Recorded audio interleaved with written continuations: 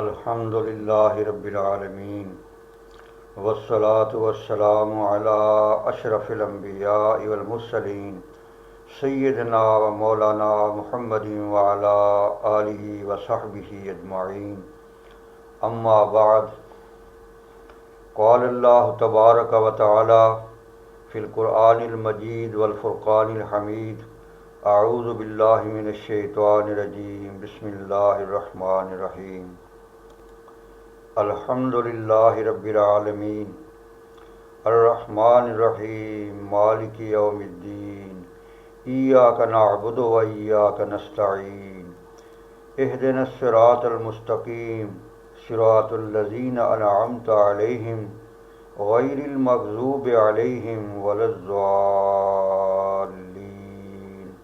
آمین۔ وقال النبی صلی اللہ علیہ وسلم اما بعد فإن خیر الحدیث کتاب اللہ وخیر الہدی ہدی محمد صلی اللہ علیہ وسلم وشر الامور محدثاتها وکل محدثۃ بدعہ وفی روایۃ کل بدعۃ فی النار۔ وقال النبی صلی اللہ علیہ وسلم لا یؤمن احدکم حتی اکون احب الیہ من والدہ وولدہ وفی روایۃ والناس اجمعین۔ صدق اللہ العظیم وصدق رسولہ النبی الکریم ونحن علی ذلک لمن الشاہدین والشاکرین والحمد للہ رب العالمین۔ بزرگوں اور دوستوں بھائیوں، السلام علیکم ورحمۃ اللہ۔ آج کا بیان سورہ فاتحہ کے بارے میں ہے۔ ارشاد باری تعالی ہے الحمد للہ رب العالمین، تمام تعریفیں اللہ تبارک و تعالیٰ کے لیے ہیں جو پالنے والا ہے تمام جہانوں کا۔ اس سے پہلے جو بسم اللہ شریف پڑھی گئی ہے، بسم اللہ الرحمن الرحیم، اس میں جو با ہے، یعنی با کی جو بسم اللہ ہے، اس میں ایک لفظ محذوف ہے عربی گرامر کی روح سے، وہ یہ ہے کہ بسم اللہ انا ابتدئ، کہ میں اللہ تبارک و تعالیٰ کے نام کے ساتھ ابتدا کرتا ہوں۔ فرمایا نبی پاک صلی اللہ علیہ وسلم نے کل امر ذی بالا لم یبدا ببسم اللہ فہو ابتر، ہر وہ کام جو اللہ تبارک و تعالیٰ کے نام کے ساتھ نہ شروع کیا جائے وہ ابتر ہے، یعنی وہ کام پورا نہیں ہوتا۔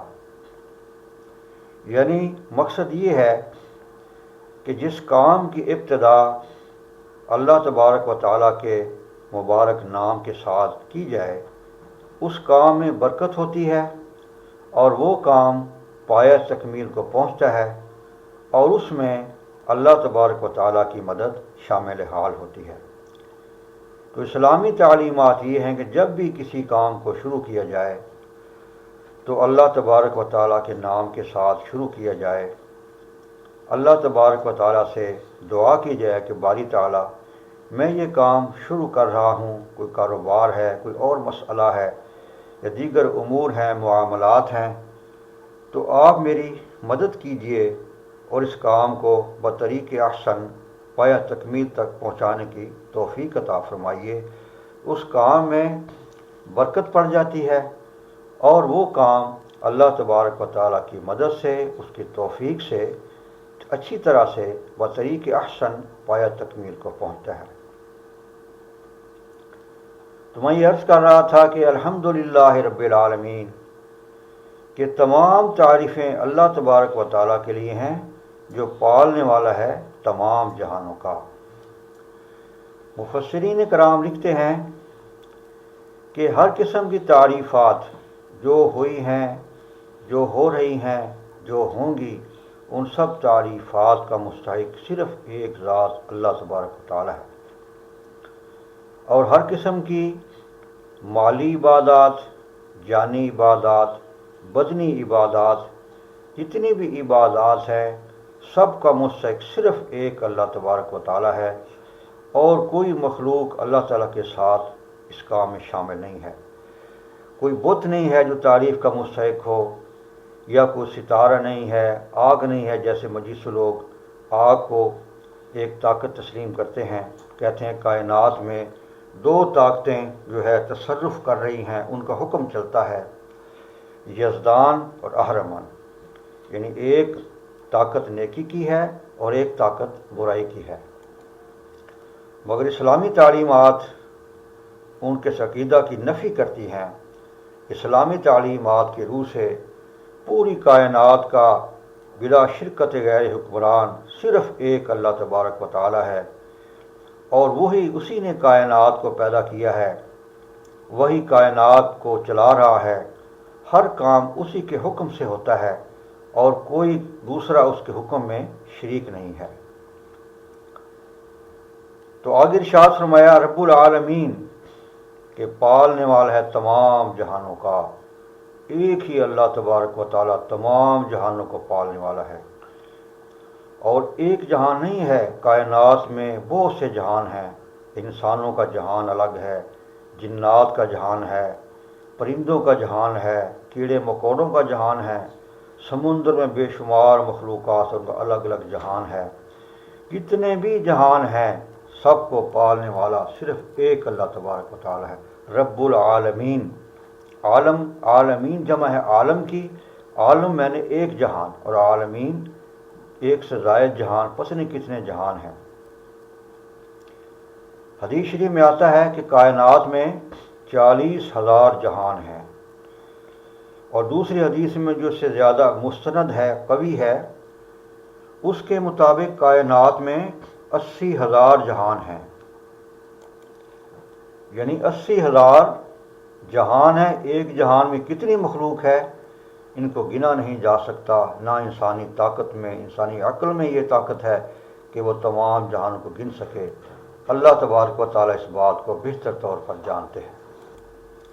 آگے ارشاد فرمایا الرحمن الرحیم، نہایت ہی مہربان اور بے حد رحم کرنے والا ہے۔ اللہ تبارک و تعالیٰ کتنے مہربان ہیں، اس کا اندازہ ایک حدیث شریف سے لگایا جا سکتا ہے۔ فرمایا کہ اللہ تبارک و تعالیٰ نے اپنی رحمت کے 100 حصے کیے، 99 حصے اپنے پاس رکھے، اور ایک حصہ پوری دنیا پر تقسیم کر دیا۔ اس ایک حصہ کی وجہ سے دنیا بھر کی مائیں اپنے بچوں سے پیار کرتی ہیں، انسانوں کی مائیں ہیں، جانوروں کی مائیں ہیں، پرندوں کی مائیں ہیں، جتنے بھی مائیں ہیں ان سب کا اپنی اولاد سے، اپنی بچوں سے پیار، اور ان کے لیے اپنی جان تک کو قربان کر دینا صرف اسی ایک حصہ کی وجہ سے ہے۔ اور جو باقی 100 حصے ہیں جو اللہ تبارک و تعالیٰ کے پاس ہیں، ان کا اظہار روز قیامت ہوگا۔ یعنی اللہ تبارک و تعالیٰ دنیا بھر کی ماؤں سے زیادہ اپنے مخلوقات سے پیار کرتے ہیں۔ روز قیامت اللہ تبارک و تعالیٰ بے شمار گناہ گار لوگوں کو جن پر جہنم واجب ہو چکی ہوگی، انہیں محض اپنی رحمت سے معاف کر کے جنت میں داخل فرمائیں گے۔ یہ اللہ تبارک و تعالیٰ کی بے پائیں رحمت کا اظہار ہے۔ کہتے ہیں کہ جس شخص کے دل میں رائی برابر بھی ایمان ہوگا انہیں جہنم سے نکال لیا جائے گا۔ یعنی یہ عقیدہ کا مسئلہ ہے کہ مسلمان چاہے کتنا ہی گناہ گار کیوں نہ ہو، اگر وہ اللہ تبارک و تعالیٰ کی ذات پر ایمان رکھتا ہے اور نبی پاک صلی اللہ علیہ وسلم کی نبوت کی تصدیق کرتا ہے، یعنی سلسلہ انبیاء میں جتنے بھی انبیاء علیہم الصلاۃ والسلام دنیا میں تشریف لائے، اس کا عقیدہ ہے کہ تمام کے تمام اللہ تبارک و تعالیٰ کے بندے تھے، اس کے رسول تھے، اور سب سے آخری نبی حضرت محمد رسول اللہ صلی اللہ علیہ وسلم کی نبوت کی تصدیق بھی کرے تو یہ شخص مسلمان ہے، اس نے کلمہ شریف پڑھا ہے، لا الہ الا اللہ محمد رسول اللہ۔ تو اگرچہ وہ کتنا ہی گناہ گار کیوں نہیں ہے، اس نے شرک کا ارتکاب نہ کیا ہو، تو اللہ تبارک و تعالیٰ اس کے تمام گناہوں کو معاف کر دیں گے اور وہ شخص جنت میں داخل ہوگا۔ حدیث شریف میں آتا ہے، فرمایا نبی پاک صلی اللہ علیہ وسلم نے، من قال لا الہ الا اللہ دخل الجنہ، کہ جس شخص نے پڑھا لا الہ الا اللہ محمد رسول اللہ، وہ یقینی طور پر جنت میں داخل ہوگا۔ یہ علماء امت کا متفق عقیدہ ہے، چاہے اس کے گناہ کتنے ہی کیوں نہ ہوں۔ فرمایا نبی پاک صلی اللہ علیہ وسلم نے، الایمان بین الخوف والرجاء، ایمان خوف اور امید کے درمیان ہے، یعنی اللہ تبارک و تعالیٰ کی رحمت کی امید بھی ہو اور اس کے عذاب کا ڈر بھی ہو۔ تو فرمایا کہ اللہ تبارک و تعالیٰ اس کے تمام گناہوں کو معاف فرما دیں گے اور جنت میں داخل فرمائیں گے۔ یہ اللہ تبارک و تعالیٰ کی اسی جو رحمت کے حصے ہیں، رحمت کی وجہ سے ہے۔ اللہ تعالیٰ ارشاد فرماتے ہیں کہ میری رحمت میرے غضب پر بھاری رہے گی۔ ارشاد باری تعالیٰ ہے، اے لوگو جنہوں نے اپنی جانوں پر ظلم کیا ہے، لا تقنطوا من رحمت اللہ ان اللہ یغفر الذنوب جمیعا، کہ میری رحمت سے ہرگز مایوس نہ ہو کہ اللہ تبارک و تعالیٰ تمام گناہوں کو معاف کر دینے والے ہیں۔ علماء کرام لکھتے ہیں کہ یہ آیت کہ لا تقنطوا من رحمت اللہ، کہ میری رحمت سے ہرگز مایوس نہ ہو، یہ بڑے سے بڑے گناہ گار کے حق میں اکثیر کا حکم رکھتی ہے۔ اس کی مثال اس طرح ہے، اگر کوئی طبیب ڈاکٹر یہ کہہ دے مریض کو کہ بھئی یہ جو دوا ہے یہ تمہارے فلاں مرض میں اکثیر ہے، اس کو ختم کرنے میں، دور کرنے میں یہ بہترین دوا ہے، تیر بہدف ہے۔ اسی طرح یہ آیت کہ لا تقنطوا من رحمت اللہ، اے لوگوں میری رحمت سے ہرگز مایوس نہ ہو، میں تمام کے تمام گناہوں کو معاف کر دینے والا ہوں، یہ ہر قسم کے گناہ گار کے حق میں اکثیر کا حکم رکھتی ہے۔ اور فرمایا کہ لا ییأسوا من روح اللہ، اے لوگوں میری رحمت سے ہرگز مایوس نہ ہو، بے شک اللہ کی رحمت سے مایوس نہیں ہوتے مگر کافر لوگ۔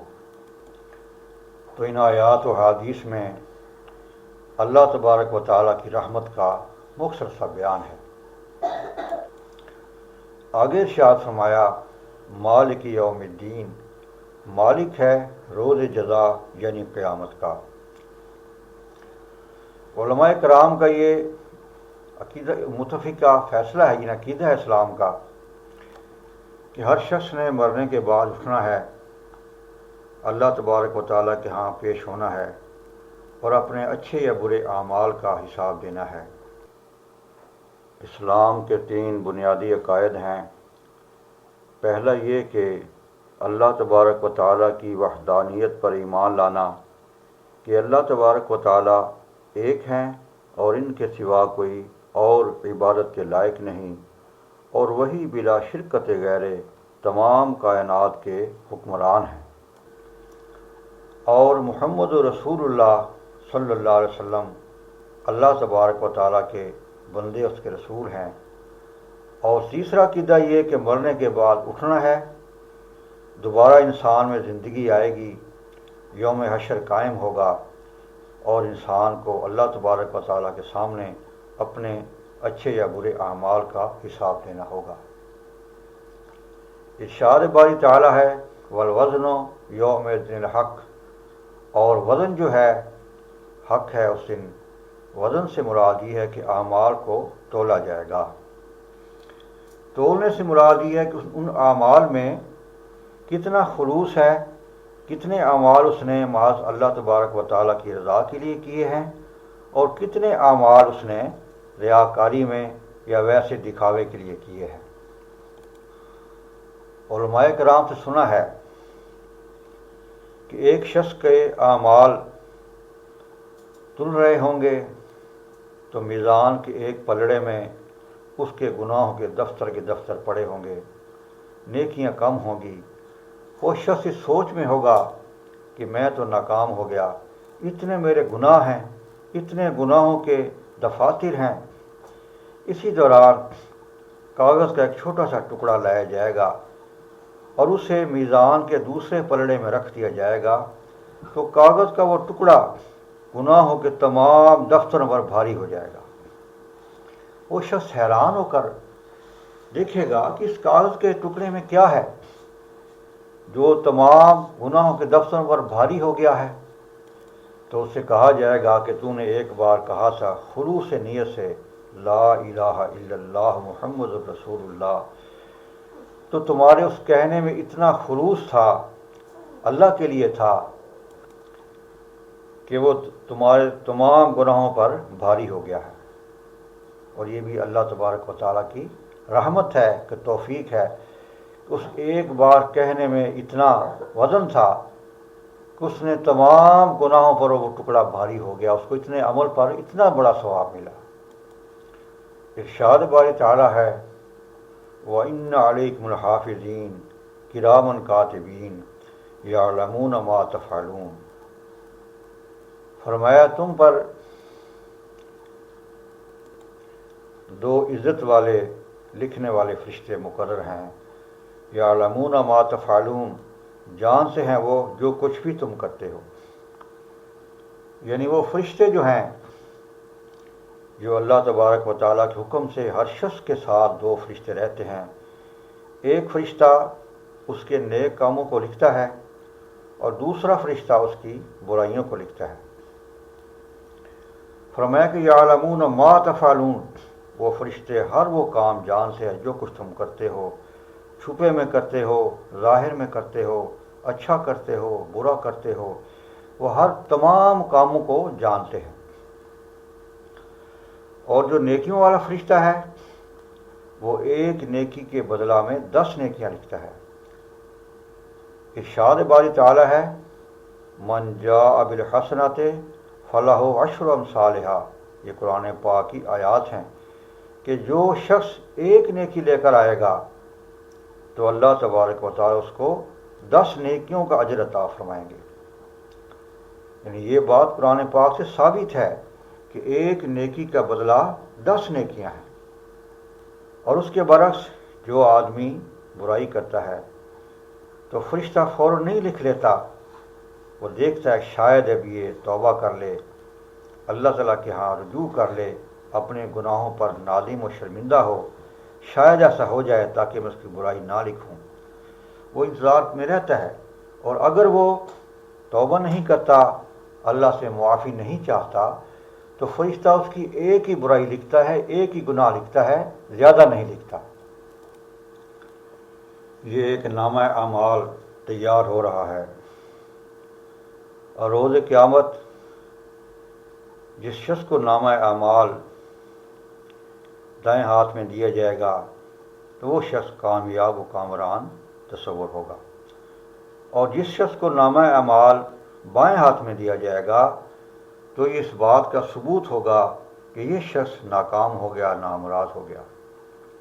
وہ شخص کہے گا ما لہذا الکتاب لا یغادر صغیرۃ ولا کبیرۃ الا احصاها ووجدوا ما عملوا حاضرا، کہ ما لہذا الکتاب، اس کتاب کو کیا ہے، اس کتاب میں کیا ہے، اس نے میرا کوئی بھی عمل چھوٹا یا بڑا لکھنے کے بغیر نہیں چھوڑا، ووجدوا ما عملوا حاضرا، اور وہ سب کچھ پائیں گے جو کچھ وہ کرتے رہے۔ اور جس شخص کو اس کا نامہ اعمال دائیں ہاتھ میں دیا جائے گا تو وہ شخص خوشی کے ساتھ لوگوں کو یہ بتاتا پھرے گا دیکھو مجھے میرا نامہ اعمال دائیں ہاتھ میں دیا گیا ہے۔ ہاؤ مقرؤ کتابیہ انی ظننت انی ملاق حسابیہ فہو فی عیشۃ راضیہ فی جنت عالیہ قطوفہا دانیہ کلوا واشربوا ہنیئا بما اسلفتم فی الایام الخالیہ۔ وہ شخص کہے گا ہاؤ مقرؤ کتابیہ انی ظننت انی ملاق حسابیہ، مجھے اس بات کا یقین تھا کہ میرا حساب و کتاب ہوگا۔ فَهُوَ فِي عِيشَةٍ راضیہ، اور وہ خوشی خوشی جنت کے باغوں میں ہوگا۔ فرمایا کہ جس شخص کو نامہ اعمال دائیں ہاتھ میں دیا جائے گا، لوگوں کو خوشی سے دکھائے گا، دیکھو یہ میرا نامہ اعمال دائیں ہاتھ میں دیا گیا ہے، اور مجھے اس بات کا یقین تھا کہ میں نے اللہ تبارک و تعالیٰ سے ملاقات کرنی ہے، میرا حساب و کتاب ہوگا۔ اللہ تعالیٰ فرمائیں گے کہ اب تمہاری جنت تمہارا مقام ہے، تم خوشی سے کھاؤ پیو، جو کچھ تم نے گزرے ایام میں یعنی دنیاوی زندگی میں آگے کو بھیجا ہے، اس کا یہ بدلہ ہے کہ تم خوشی سے کھاؤ پیو، عیش و آرام کی زندگی بسر کرو۔ یہ نامہ اعمال جس کو دائیں ہاتھ میں دیا جائے گا اس کے بارے میں بیان ہے۔ تو بہرحال اسلامی تعلیمات یہ ہیں کہ اللہ تبارک و تعالیٰ کے تمام حقوق پر عمل کیا جائے، احکامات پر عمل کیا جائے، اور اللہ تبارک و تعالیٰ کے حضور استغفار کیا جائے، زاری کی جائے، اپنے گناہوں کی معافی طلب کی جائے۔ انشاءاللہ اللہ تبارک و تعالیٰ کی رحمت بڑی وسیع ہے۔ اللہ تبارک و تعالیٰ انسانوں کے تمام گناہوں کو معاف کر دینے والے ہیں، بخشنے والے مہربان ہیں۔ اللہ تبارک و تعالیٰ سے دعا ہے کہ مجھے اور آپ کو اچھے اعمال کرنے کی توفیق عطا فرمائے، خاتمہ ایمان پر فرمائے۔ وما علینا الا البلاغ المبین۔